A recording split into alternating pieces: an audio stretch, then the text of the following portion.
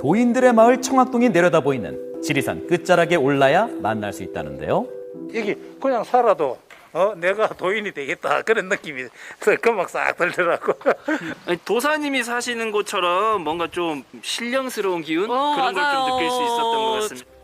무려 해발 900m 지리산 자락을 타고 내려오다 보면 단풍 사이에 파묻힌 기묘한 공간이 모습을 드러냅니다. 대체 어디가 그림이고 어디가 풍경인지 해발 900m라는 엄청난 고지도 속에 숨어있던 또 다른 세계와 만날 수 있었는데요. 마치 외부인의 출입을 경계하는 듯 높게 쌓아놓은 돌탑의 담장들, 그리고 그 사이사이에는 더 놀랍게도 약 3,000개에 달하는 석상들이 제각기 다른 얼굴을 하고 있었습니다.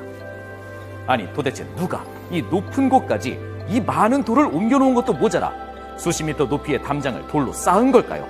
하지만 1시간을 넘게 이 미로 같은 곳을 계속 올라야 했습니다. 근데 어떻게 다 쌓았을까, 이렇게 많은 돌을?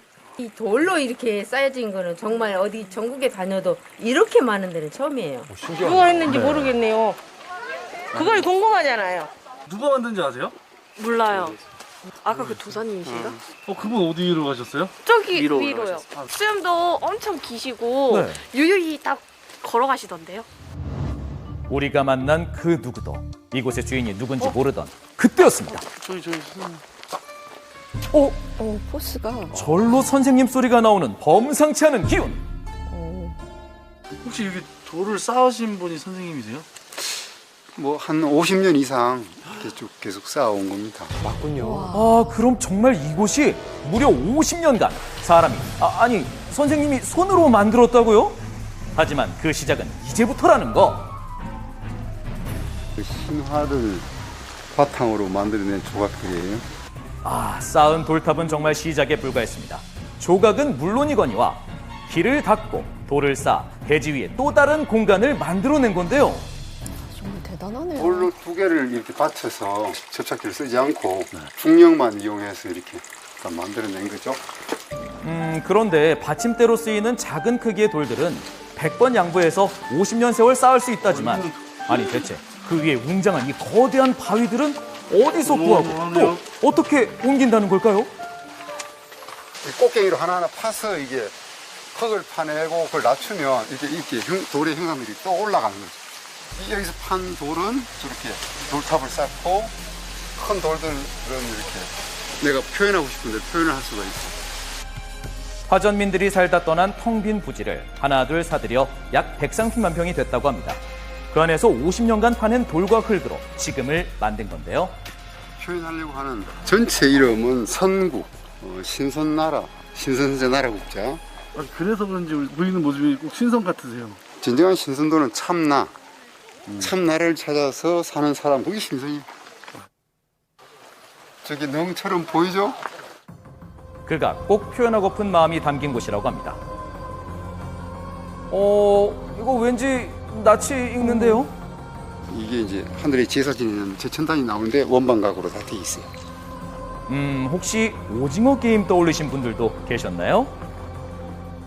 원방각이라고 표현을 합니다. 천이라는 것은 동그래. 근데 땅은 네모나. 왜 동서남북이 있으니까. 각이라는 건 뭐냐면 삼각형이거든요. 이건 인간을 나타내는 거예요. 고대의 그 사상부터 이제 쭉 흘러내려왔다고 보시면 되죠. 그가 진정 이곳에 표현하고자 했던 마음, 그 첫삽을 뜨게 만들었던 이유, 바로 이 건국전이라는 세 글자에 담긴 의미에서부터 시작합니다. 무엇이 내 마음에 그렇게 맺혀서 여기까지 왔을까? 우리의 민족의 근원적인 정체성, 과연 우리가 제대로 지키고 의식하고 사느냐 하는 문제에 대한 고민을 해본 거죠. 잊혀져가는 역사에 대한 고민, 그것이 그를 다시 고향에 돌아오게 했습니다. 죽선자, 죽선자의 이게 돌부리 능인데 좌청룡, 우백호, 남주자, 북현무 이렇게. 그리고 나서 시작한 것이 바로 고조선에서부터 이어져 온 이야기들을 하나의 대지 위에 여러 개의 공간을 나눠 담기 시작한 건데요. 정말 오랜만에 떠올려보는 사방신부터 각각의 공간들을 지날 때 그 과정들이 점차 과거로 향하게끔 연결을 시켜놨다고 합니다. 자, 그렇다면 사방신을 지난 이 다음 공간에선 어떤 역사 이야기를 만날 수 있을까요? 이건 뭐죠? 선사시대 유물에서나 볼 법한 독특하고 기묘한 문양들인데 또 어딘가 낯설지 않은 느낌도 드시나요? 반구대 암각화나 낭아리 암각화 이런 것들을 스케치해가지고 조각을 해본 작품이죠. 문양 하나에도 의미 없는 건 없었답니다. 실제 아직도 울산에 남아있는 국보 제285호 반구대 암각화를 재현한 것이라는데요.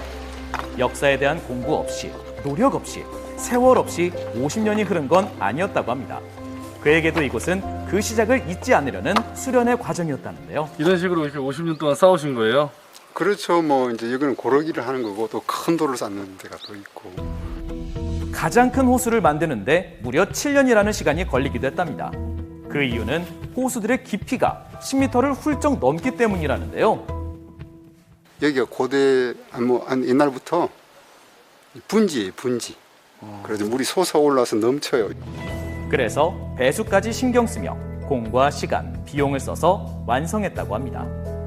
70년대, 80년대 초에 제가 이걸 이제 모으기 시작해서 전국적으로 모았고요. 그걸 이제 90년대 우리 민속품이 하나의 붐을 일으켰어요. 그 시절이 딱 맞았던 것 같아요. 공간을 만드느라 재정 상황이 좋지 않을 때도 다시 이 일을 시작할 수 있게 해줬던 것이 고향에서 모아둔 이 맷돌 덕이었다는데요. 이런 기묘한 인연은 이뿐만이 아니었습니다.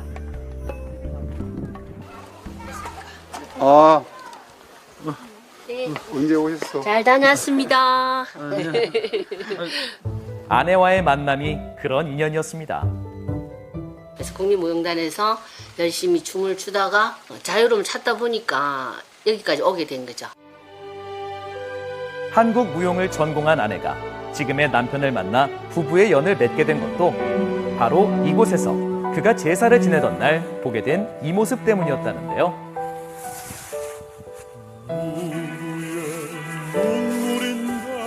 누구의 사랑인가